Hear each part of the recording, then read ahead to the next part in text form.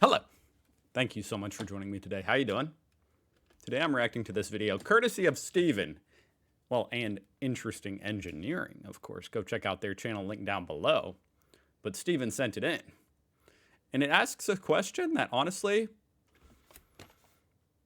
I thought the answer to this question was just, like they had to pick a side. I don't know. Why do British drive on the left? Why not? I mean, you kind of had to pick a side. Unless everybody's going to drive down the middle. But that would quickly end bad, I think. But why did they pick the left? I don't know. Is there some deeper meaning to it all? I don't know. But I'm certainly interested. Go check out their channel, link down below. Let's see. If you've ever visited the UK, A little bit loud. it is hard to miss the fact that they drive on the left.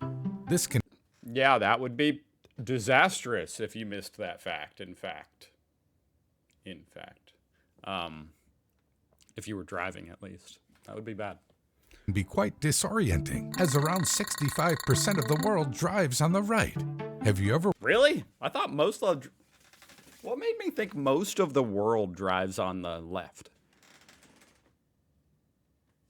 In fact, growing up, I used to think pretty much every country drove on the left. I thought it was kind of like the metric system. Like America was just weird and for whatever reason had to be different and drive on the right. But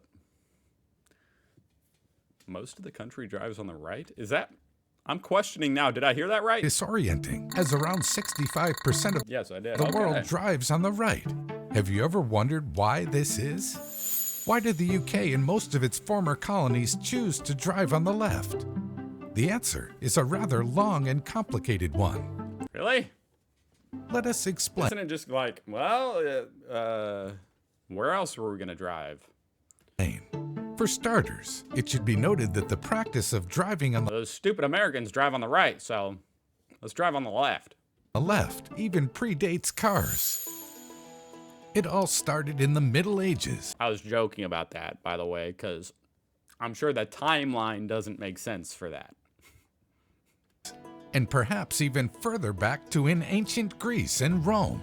During those times, there was always the risk of being attacked while traveling. Since most people are right-handed, they tended to travel on the left to keep their sword-fighting hand free and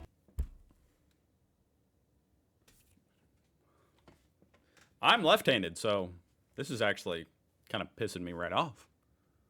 You're telling me I would just be fed to the lions out there, to the alligators. Anybody coming at me with a sword, I'd be on the wrong side.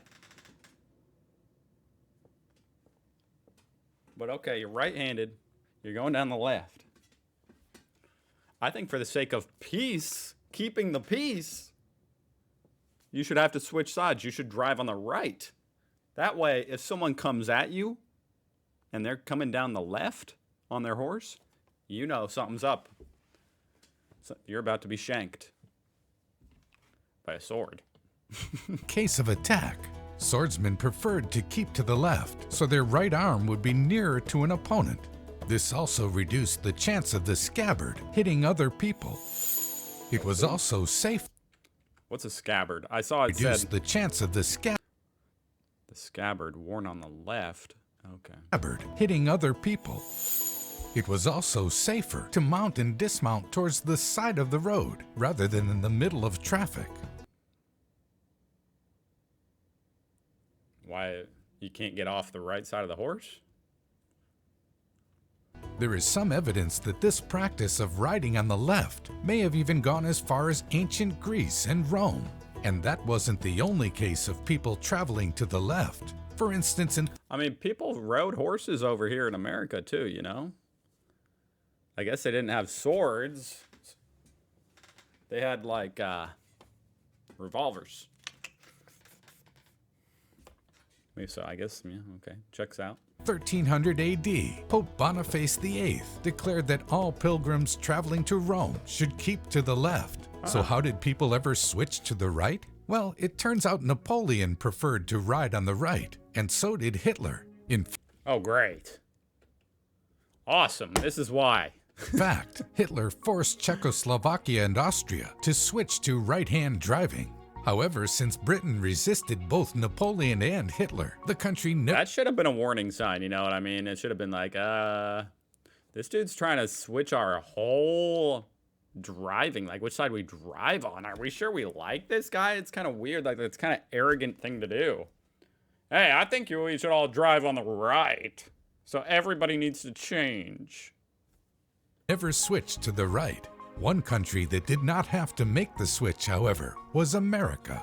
Although the US likely started out riding on the left, as in England, the country has been driving on the right side of the road since colonial times. At that time, the country saw the use of large wagons that were drawn by several pairs of horses. These wagons had no driver's seat, and the driver sat on the horse at the rear left.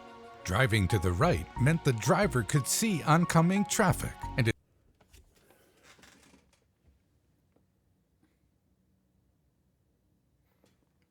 But why wouldn't they have just made it so that his seat was on the rear right? You know what I mean? If everybody was driving on the left, why would they design this carriage to where you had to drive on the right? Seems like a strange explanation to me. it also made it less likely they would steer into a ditch. Although this has been the practice since colonial times, it wasn't until 1792 and 1804, respectively, that Pennsylvania and New York made it official by regulating it. Many states then followed their example, but the practice was cemented when Henry Ford put the Model T's steering wheel on the left-hand side of the car. The mass production of affordable cars then saw many countries change their rules of the road. Meanwhile, in the UK, the massive... It's kind of funny how that little distinction, that little, you know, kind of arbitrary choice, driving on the left or the right, what a huge headache it is, I assume, for car manufacturers to have to, you know, take the same car models and just flop it all around, depending on which country it's selling in, for this arbitrary reason of just... They drive on the left, they drive on the right.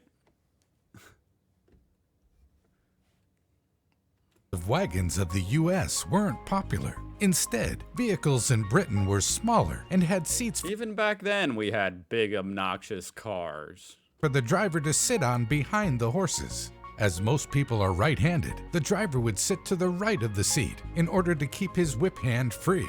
This ensured that people kept driving to the left. In addition, 18th century London saw the introduction of a traffic law to make all vehicles on London Bridge keep to the left. Oh, interesting. This was in an effort to... And I guess up until then, it was like probably, it kind of like was walking. You know, people went slow enough that they didn't really have to make a law that you have to drive on the right or the left. It's just like walking, where it's like, okay, everybody knows you're supposed to ride your horse on the left. It's kind of funny in that way. reduce collisions. The rule was then incorporated into the Highway Act of 1830. To reduce collisions, yeah. That's kind of funny that nowadays that's so obvious. Like, yeah, you don't just want people driving whichever side of the road they feel like. That's bad. That would probably increase collisions. But back in the day, cars went slow enough, it just didn't really, it wasn't that big a deal. And was later adopted throughout the UK, making left-hand It looks driving very chaotic. mandatory in Britain. Oh my gosh, these little boys are just playing chicken in the road. Throughout the UK, making left-hand driving mandatory in Britain. The 20th century saw an attempt to harmonize road laws in Europe, leading to a shift in right-hand driving. But that didn't affect the UK. Today, there are around 78 countries and territories that drive on the left. That's a lot. But not the majority. Interesting. Fascinating. What can I say? Amazing. Thank you for watching. Check out Interesting Engineering. That was interesting. I don't know if it was engineering, but it was interesting. Link down below. I'll see you guys tomorrow.